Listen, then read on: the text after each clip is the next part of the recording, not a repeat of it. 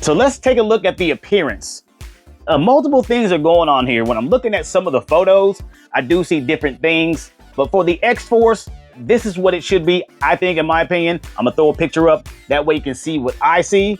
And if you can see something else, let me know in the comments. But let's go ahead and look at him without his wings. If you look at the figure closely, that blue is correct. Eyes are correct. Everything that's sculpted on the head, how it's the design of it, that's right. Even on the top of his head, all this silver is correct, which I think the silver is okay because it almost looks like an off-white, but it's silver. And I think that should have been more metallic, just like in the comics, but it still will do, right? So you have all these linings here, and you have the gauntlet there, and you have it on the back. All that's just like the comic. Here, all that is like the comics, which is pretty cool. You look at the leg there, you see the design there on both sides.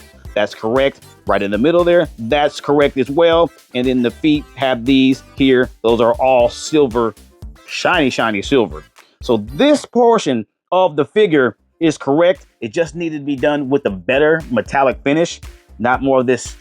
It's kind of shiny and gray, but it's really dull. Even the camera can't catch it. The camera makes it look like it's just gray, right? Okay, so we'll set them down and we'll look at the wings. Okay, the wings is what gets me because they're so big. They should have been done in a metallic finish with a nice silver outline. So let's look at the smaller wing. The smaller wing is correct as well. The shape of it's right. But when you see this, it's just a dull plastic. It's not metallic. It's got a shine to it, but that's just regular. It doesn't have that Archangel shine to it, that silver. They're lacking that. But you could probably do that yourself and make that happen. Usually it's all the silver, and here will be trimming of really standout silver that trims it out, that shows out better than this would. And we do not have that there, but here they are, and that's how it looks. So let's take a look at the larger wing. And if you take a look at the larger wing, this is what disappoints me. Like I said, it should be painted the same. It should be that silver with the outline of the highlighted chrome.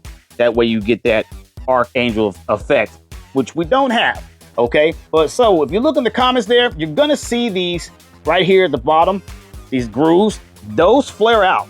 They flare out, they break away. You could have done that in some way to have some of these break away. Not all of them, just a few of them breaking away, especially when we're about to do our feather effect, right?